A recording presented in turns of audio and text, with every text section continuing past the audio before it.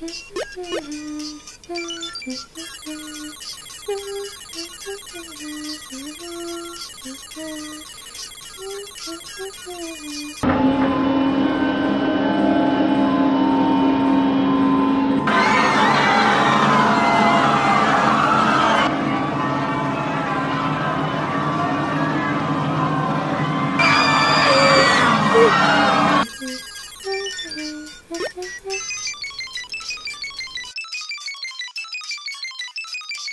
on.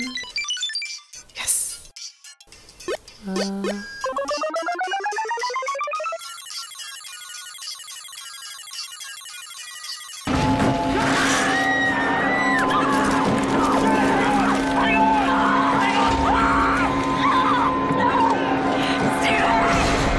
Okay. Yes.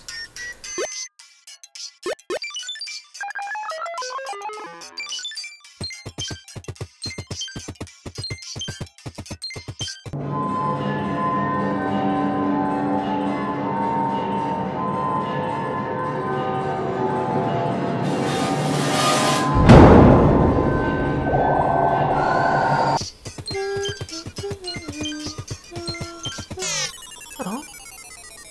What? You serious?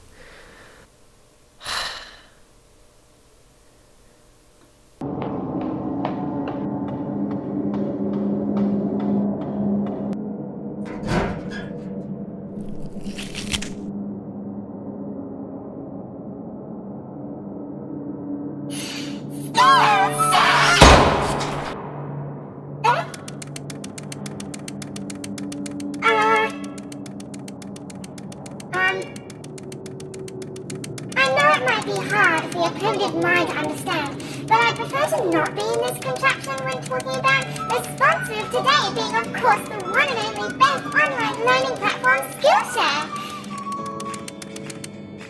Maybe you shouldn't have been in there in the first place. Wow, a bit touchy there, aren't we? You know, Skillshare actually has classes for anger management, which of course is no surprise considering how it's created specifically for learning in all areas, meaning there are no ads and no interruptions. And they're always launching new premium classes as well? Yeah, I know. I swear this is music. Then why aren't you signing up? I'm a little busy at the moment. Why isn't it working? Well, I doubt anything you do is actually worthwhile, but you should also know that it's less than $10 a month for an annual subscription. Oh, and talking about classes, have you seen the specific one? Learn to draw daily practices to improve your drawing skills? I mean, the quality of this class and how Gabriel Bricky deconstructs the shape of this broken puppy is just a sight to behold. And believe it or not, that's only one aspect. And yes, the first 1,000 subscribers will get a free trial of premium membership if they just simply... Leave the link in the description below. Yes! Maybe you do have a semblance of a brain.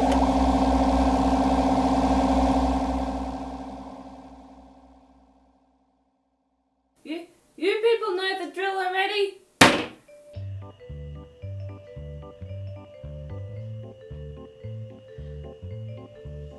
It's just a tree.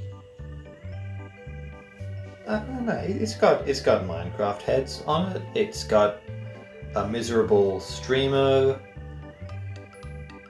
So it's a special tree.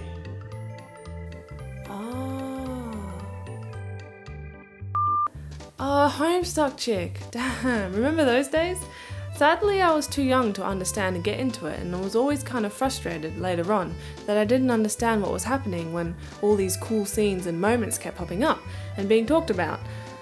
Oh well, but with this chick, she's an avid collector, and so with every troll she kills, she tattoos their class spec or mythological role onto herself in an attempt to collect them all one day. I wish her the best.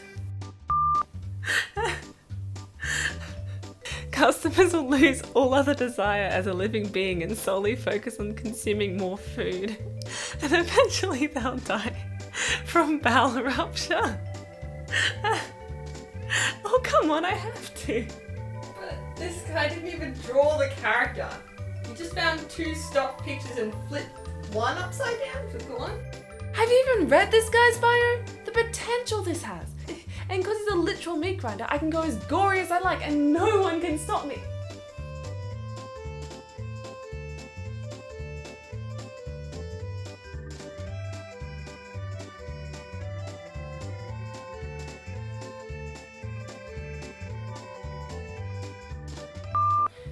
As a certified Aussie, I regret to inform you that your raptor ducky is in fact a raptor platy. Though a common mistake, it is unfortunately a deadly one. Oh, look at this dude, he's got a feather mane. That's a really neat concept. Huh, okay. I like to think that in his original reference, that's what his mane looks like when it's down and he's not aggroed or showing off. But then when he is, he can like fan it out like a peacock. Which then makes me think how cool it would be if his species allowed a peacock-lion hybrid. Anyways, this dude, despite being quite large, is extremely agile in flight thanks to the help of his mane, which he can use to assist in sharp turns or braking. Right, don't pick a fluffy dragon, don't pick a fluffy dragon, don't pick a fluffy dragon, don't... fluffy dragon pick? I mean, he's not completely fluffy, just only a bit, only half. Ah, sweet, look at this trick. And with Day of the Dead coming out, this will be even better.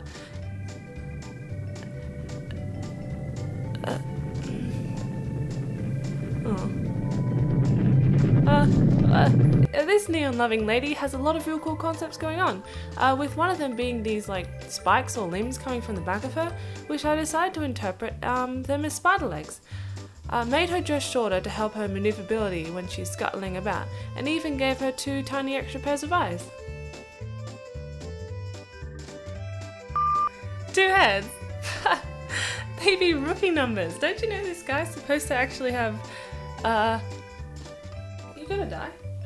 Yeah. What's it landed on? 6. 6 heads, obviously.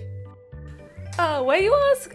Well, I mean, we got the first one up here, and the one below, and obviously, and these 2 to the side, and this area is looking pretty bare, and of course there was the one over here, and then if we move this shoulder blade over to this non-shoulder blade area, and fun fact, every time this dude is scratched, a new head will start to grow, hence the blue glow around his scarring, till he's more head than tiger and he can't even... Oh, this style reminds me of Zootopia. That brings back the memes. But that rearranged visual fan story I did was kind of sad I just left it at only the first chapter despite the love people gave. Who knows, if ever they release Zootopia 2, then maybe I'll shuffle my schedule around a bit and allow some spare time for a continuation. As long as they don't butcher the sequel, then things should be alright. Are you telling me what to do? I do what I want.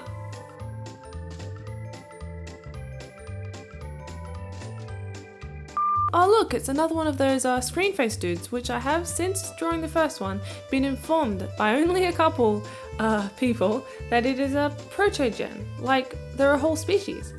Now sorry in advance if they already have lore written about them, but with my take on these guys, they're either equipped with futuristic armor or gear, or they're originally organic and have been integrated with cybernetics or something. This leaves me wondering, do they still have faces underneath that helmet or visor, or are they all squishy inside? Whatever the case may be, I like to think that this is a species enhanced for war, and you can't fool me. While this dude likes to disguise himself as a toaster during covert operations, they're actually an elite aerial sharpshooter. They need to be light and agile, hence why their armor is more sparse and only really covering their vitals. Oh, this guy's got a lot of mouth openings, hey? I like to think that instead of him having stringy hair, they're actually loose stitches everywhere, with no gore or blood. And his spine can actually open up into one big chompy mouth. His head is also like constantly shedding as it dries up, with the eyes being some of the last to go, which at times can leave him with several pairs working at once, which is pretty neat. Oh, this dude's fab! Oh, nice. Alright. And he's a god of light that went rogue. So I thought it'd be fun drawing what this guy was like before disguising himself as a human. With his obvious fashion sense, I still had to make him look stylish but with a more traditional fantasy feel. The orbs he has strapped on his belt and his earrings are actually essences of suns he's contained and miniaturized, which is like an extra external storage for his light powers.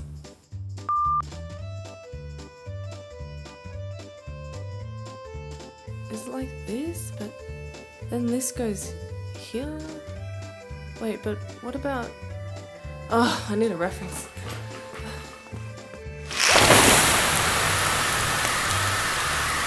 Oh, so that's how it works.